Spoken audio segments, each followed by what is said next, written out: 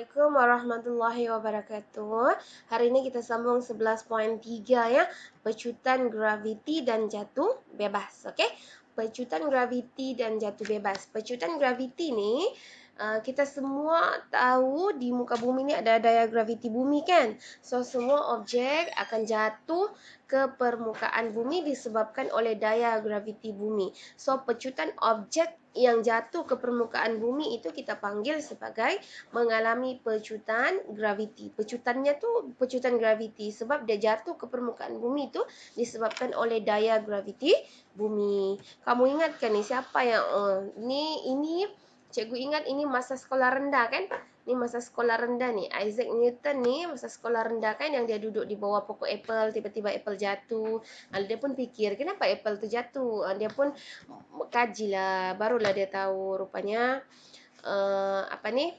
apple itu jatuh disebabkan oleh daya graviti bumi. Tapi betulkah Isaac Newton yang jumpa daya graviti bumi? Kamu carilah nanti ya, betul ke dia? Okey. Yang ini ialah pita detik ya. Okey, ini ialah pita detik. Nanti kita tengok latihan macam mana kita mau kira ni ya. Okey, nantilah cikgu explain ni kenapa dia 0.02 nanti masa buat latihan. Okey, ini ialah graf jatuh bebas. Objek itu dikatakan jatuh bebas bila objek itu jatuh hanya disebabkan oleh daya graviti bumi, tidak dipengaruhi oleh rintangan udara. Okey, nanti kita yang ini tengok jatuh bebas bila objek tu dalam keadaan vacuum, tiada rintangan udara ya. Dia hanya dipengaruhi oleh graviti. Okey, bila kita lontarkan objek dari bawah ke atas, dari bawah pergi atas kan. Okey, halaju objek itu semakin berkurang.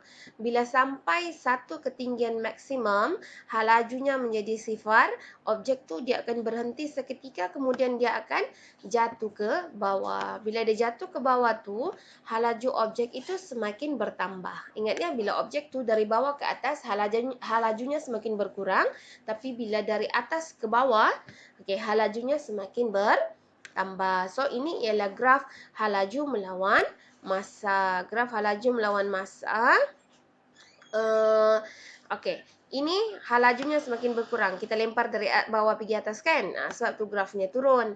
Okey, so pecutannya adalah tetap 9.8. Ini adalah pecutan graviti ya. Kemudian di sini kosong kan. Di sini kosong. Bila dia menyentuh paksi X maksudnya kosong. Sebab di sini ketinggian maksimum tu halajunya adalah sifar. Okey, kemudian dia akan turun ke bawah, halajunya akan semakin bertambah. Tapi kenapa ke bawah? Kan? Kenapa ke bawah tidak ke atas? Okey, dia ke bawah, halajunya semakin bertambah, tapi dia ke bawah sebab dia pada arah yang bertentangan. Okey? Okey, Galileo ni adalah saintis barat yang buat eksperimen guna stroboskop untuk menguji jatuh bebas. Jatuh bebas ni dia buat macam mana di dalam terowong tu tidak ada udara, ada dua bola besi, satu besar, satu kecil, dia kasi jatuh sama-sama.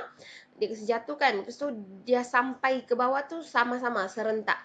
Sebab dia hanya dipengaruhi oleh graviti bumi, tidak dipengaruhi oleh rintangan udara. Okey, macam ni. Duit shilling dengan bulu ayam. Kalau dalam keadaan vacuum, dia akan jatuh serentak.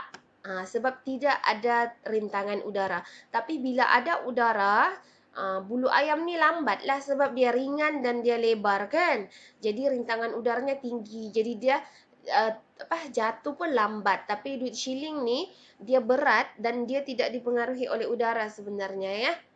Rintangan udara tu terlalu kecil lah untuk mempengaruhi dia. Jadi dia jatuh dulu. So bulu ayam ini jatuh lambat disebabkan oleh rintangan udara. Ingat ya, kenapa bulu ayam jatuh lambat?